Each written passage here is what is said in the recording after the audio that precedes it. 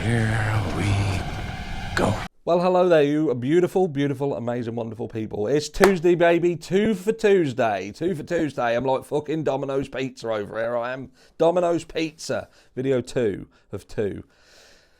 Now, that will fall on its arse, however, if I later on bring a video out, because a lot of you have reached out about a missing female, and I think that after looking into that, I may be doing a video later on today, so keep your eyes peeled. That's a young lady who's missing from Hawaii.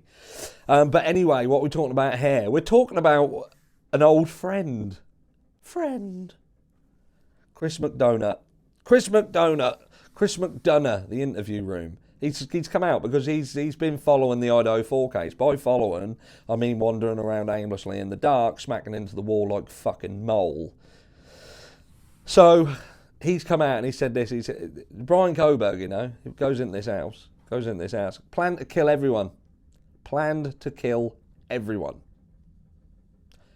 Chris McDonough's a cop, ex-cop he is, works in cold case. For those of you who don't know who he is, he's an American guy, lives in a fucking tin can, or spends a lot of time in a tin can. Don't know whether he lives in it permanently, on them Airstream things. Posh, I like him. I'd like to have one.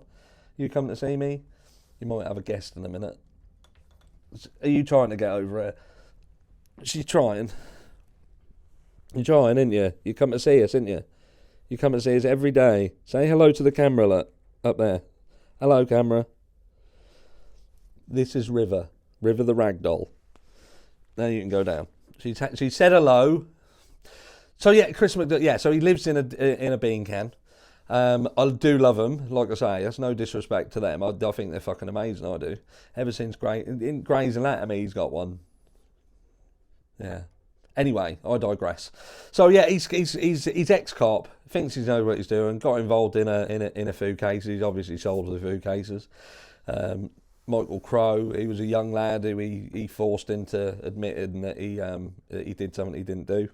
So that's amazing as well. Oh, and he also was involved in the Gabby Petito case, where he blames another person for being Brian Laundrie and nearly fucking destroys that person. He ends up then getting booted off of social media temporarily because he comes back, or we wouldn't be having this conversation now.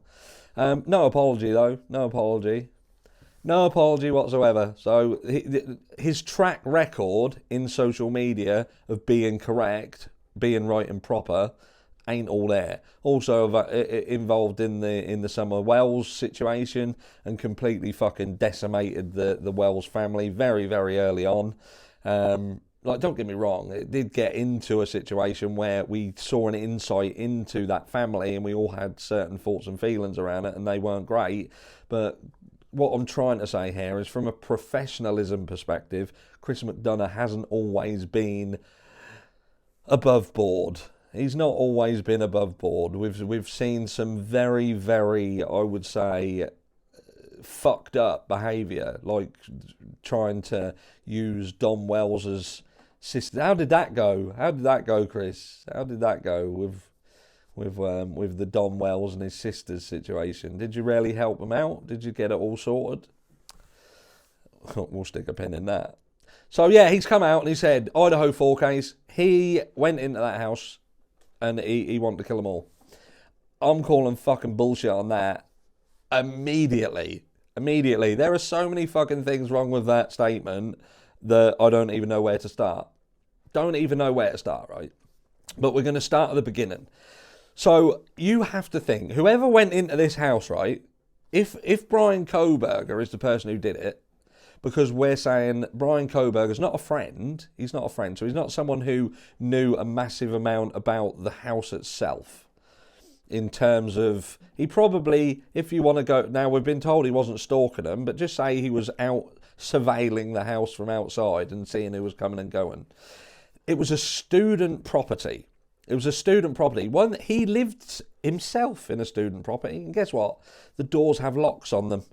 And he would have probably anticipated that he goes into this house and the likelihood is he's going to face locked doors, right? Going to face locked doors, not doors that are all open, and he's got to plan ahead and think that way. So he's going to have gone into that house thinking, I might have to kick fucking doors in. So he's not going to worry about that. He's not going to worry about kicking fucking doors in. He's got to get into the fucking house in the first place. So he's got to break into that door, hasn't he? That's going to be his thought process. Unless he absolutely knows that the fucking door's going to be left unlocked. Who knows? But just roll with me a minute. So he then enters the house and goes into the house, and he goes upstairs past one door that he could have just fucking kicked in or knocked on it quietly, hello, and they'd have opened the door. One gone. But no, he doesn't do that. He goes upstairs and does what he does upstairs. He then comes back downstairs and walks past the door again and goes to another door that is also, by this time, is still shut. Unless they have come out of that room, which seems to not be the case. Because that would then lead into a lot of problems. Because then you'd then, once again, bring Dylan Mortensen into question, because you think, well, what did you actually fucking hear? What did you actually hear? And let's not mention that Dylan Mortensen has apparently heard what she thought was the dogs being played with upstairs, and has opened her door multiple times, and at one point she shouted out, shut the fuck up, or words to that effect. So we're supposed to say someone who's entered this house to kill everybody in the house only goes to 2 rooms and then fucking leaves. What sort of policing is that? What gives you any indication that Bryan Kohberger entered into 1122 King Road to kill everybody in the house? Because I'm telling you now, if whoever entered this house wanted to kill everybody in that house, then everybody would have been dead. Every single person in that house would have been dead. There was nothing that was going to make him rush away from the house, or her, or them.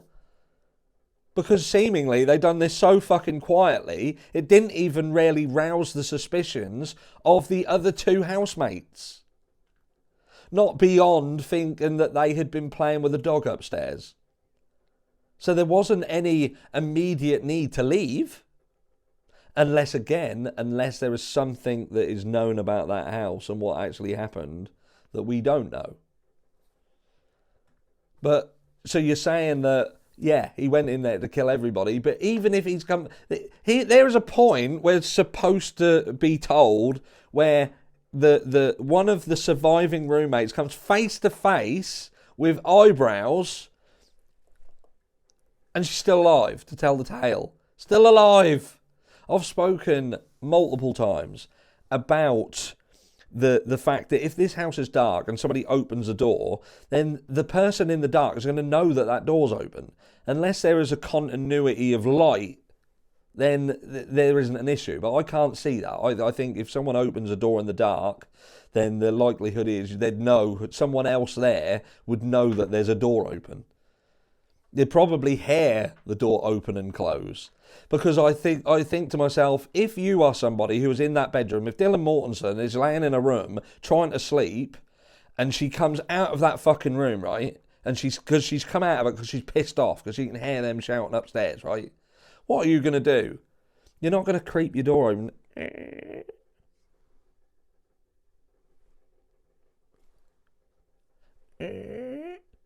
Shut the fuck up!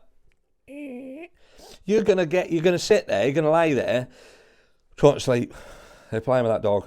I need to sleep. You're gonna get angrier and angrier and angrier. You're gonna fucking throw that door open. You're gonna go, shut the fuck up! You're gonna do that, ain't you? That's what you're gonna do. I'm trying to sleep! Bang the fucking door shut. Not. So none of it makes sense. No, literally, this whole fucking story don't make sense. Don't make sense whatsoever. But to say that Bryan Kohberger entered this house to kill everybody is quite possibly up there with some of the fucking stupidest things that have been said around this case. Absolutely. There is absolutely no evidence, no indication that this person went into, or these people went into this house to kill anyone else other than the people who were killed. And in fact, the way it was done would seemingly suggest that who went into that house absolutely and undeniably knew exactly where they were going and knew exactly who the targets were, and they went there and done it and left when they'd done what they came to do. So if you want to say that there is evidence to suggest anything other than that, then be my guest and let me know down below. And I'll catch you all either tomorrow or in video 3.